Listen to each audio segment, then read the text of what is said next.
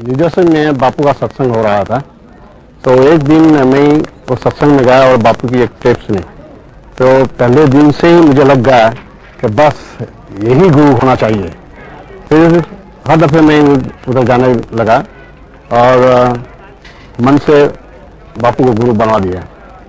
बाद में 3 महीने के बाद मैं इधर इंडिया में आया और बापू को मिला और दीक्षा ले ली। बापू ने मुझे बहुत दिया। जो शांति, जो आनंद यहाँ मिलता है वो फॉरेन में कभी नहीं मिल सकता। वहाँ जो मटेरियलिस्टिक प्लेजर्स है उसके सामने ये स्पिरिचुअल, आध्यात्मिक जो शांति मिलती है, इसको कंपैरिजन नहीं है। और स्वामी जी के लिए तो क्या बोले, Swami ji is I don't know, is incomparable. Swami ji साक्षात भगवान ही है। स्वामी जी सत्संग करते करते ये बात उसमें कह रहे थे कि वो गुरु ही नहीं है जो शिष्य को हर वक्त गुरु की नजर से देखता है। गुरु वो है जो शिष्य को गुरु बना के छोड़े। ये जो शब्द आम ऐसा मौके का था, ऐसा आया और ऐसा लगा कि वाह वाह वाह वाह, यहाँ ही हमारा गुजारा होगा। बापू को हम गुरु भी देखते हैं और राम के रूप में देखते हैं, कृष्ण के रूप में देखते हैं, ब्रह्म के रूप में देखते हैं, आत्मा के रूप में देखते हैं और अपने आप का रूप नहीं देखते। मैं खो जाऊं खुद में मौला कहते कहते, मिलूं तुझसे तुझ में तेरा कहते कहते, न भूलूं कभी तेरी रहमत को सतगुर, जफा को भी तेरी वफा कहते कहते, सिवा तेरे मुझ में रहे कुछ न बाकी, खुद ही को मिटा दूं खुदा कहते कहते, तू पूर्ण है सब में तेरे बिन नहीं कुछ, मौला हो गया हूं मौला कहते कहते। स्वामी जी ने बोला जा तू मौला ही हो गया।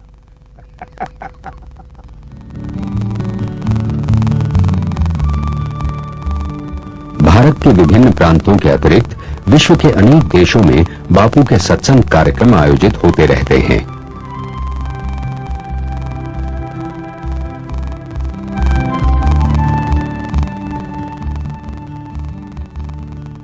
बापू ने अब तक England, America, Canada, Germany, Dubai, Hong Kong आदि कई देशों की यात्रा कर वहां के लोगों को अध्यात्म की राह पर बढ़ने की प्रेरणा दी है। He was in dilemma whether I should do or I should do that. At that time, Lord Krishna had preached him Bhagavad Gita, and even here. सन 1893 में अमेरिका में शिकागो शहर में आयोजित विश्व धर्म संसद को स्वामी विवेकानंद ने संबोधित किया था। उनके संदेश को दुनिया के अनेक देशों से आए विभिन्न धर्माचार्यों ने बड़े आदर से सुना था। 100 साल बाद 1993 में उसी आयोजन की पुनरावृत्ति हुई, जिसमें भारत का प्रतिनिधित्व संत श्री आसाराम जी बापू ने किया। बापू की वाणी को विश्व भर से आए धर्माचार्यों ने उसी अहोभाव से सुना। सबकी उन्नति, सबकी प्रसन्नता, सबका आनंद वो मेरा आनंद, सबका कल्याण मेरा कल्याण, क्योंकि सब भिन्न भिन्न दिखते हैं लेकिन जैसे मेरे बॉडी में अंग भिन्न भिन्न है, मैं एक हूँ, ऐसे विश्व में अनेकता के पीछे भी एक ही सत्य और एक ही सनातन रहस्य है।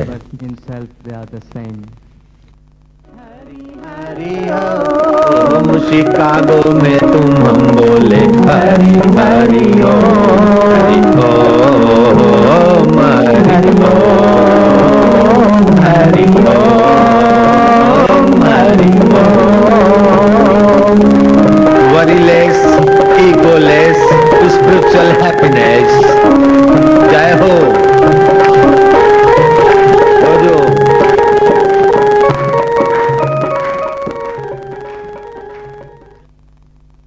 I was divorced in 1980, and I was trying to figure out whether I wanted to commit the rest of my life to being a householder or to meditation.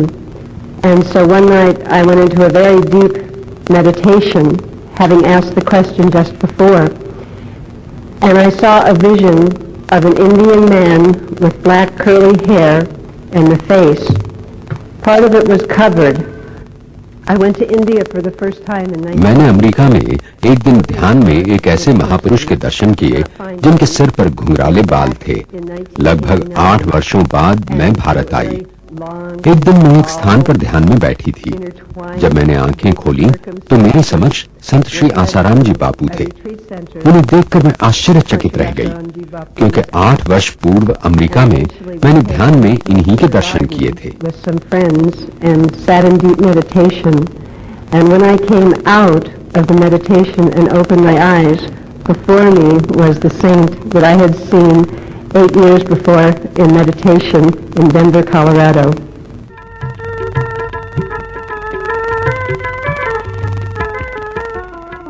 बापू जहां कहीं भी जाते हैं, संचार माध्यमों द्वारा उनके कार्यक्रमों और उपदेशों का व्यापक प्रचार प्रसार किया जाता है। आकाशवाणी और दूरदर्शन द्वारा उनके जीवन और संदेशों पर आधारित कार्यक्रम प्रसारित होते रहते हैं। 2 दिवसीय समारोह में समाज के विशिष्ट व्यक्तियों तथा विदेशियों के अतिरिक्त लगभग सभी वर्गों के स्त्री पुरुष तथा बच्चों ने बड़े उत्साह से भाग लिया। इसी समारोह की एक झलक। हिंदी, अंग्रेजी, गुजराती, मराठी, उर्दू आदि की पत्र पत्रिकाओं में बापू के कार्यक्रमों के समाचार प्रकाशित होते रहते हैं।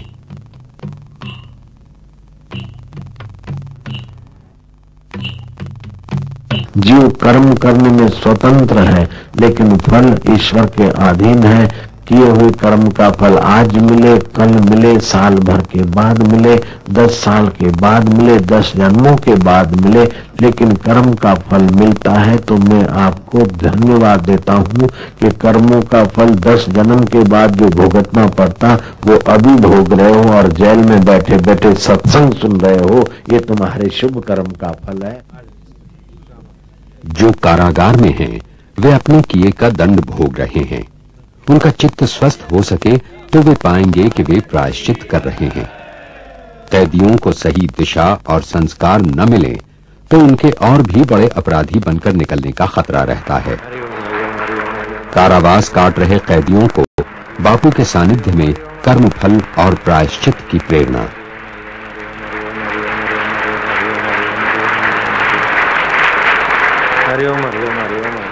मैं तो ये विश्वास रखता हूँ, अगर तुमने श्रद्धा से रोज ऐसा जप किया और ये पुस्तकें पढ़ी तो जैसे तुम आए थे ऐसे नहीं जाओगे। आए थे कैसे भी होकर, एक कैदी के हैसियत से आए थे, लेकिन जाओगे घर में तो तपस्वी के रूप में दिखने लगोगे। बिल्कुल पक्की बात, एक नेक इंसान के रूप में दिखने लगोगे। अगर इतनी बात मान ली तो लोग आपके ऊपर और इस तपस्या स्थल पर आफरीन देंगे।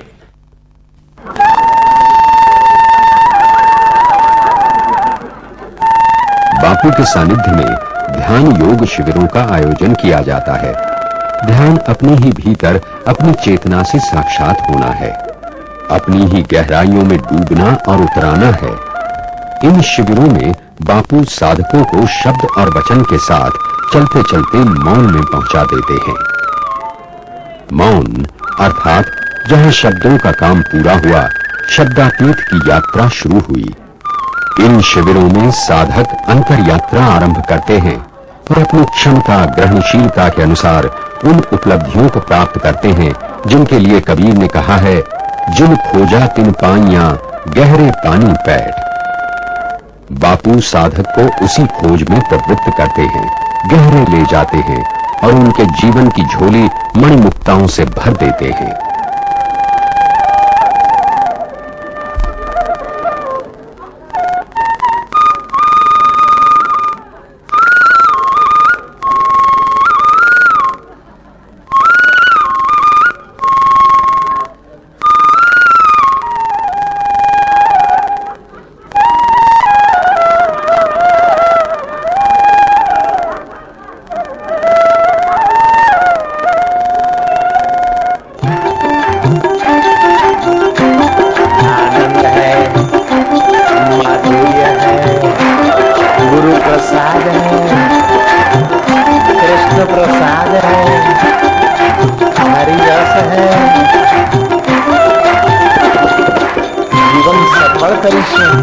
दृढ़ता थी 40। मीरा भाई प्रेम दीवानी, जिंदरू बांध मीरा मेवाड़ में नाची। गौरांग बंगाल में शबरी बिलन गुरु के द्वार पर।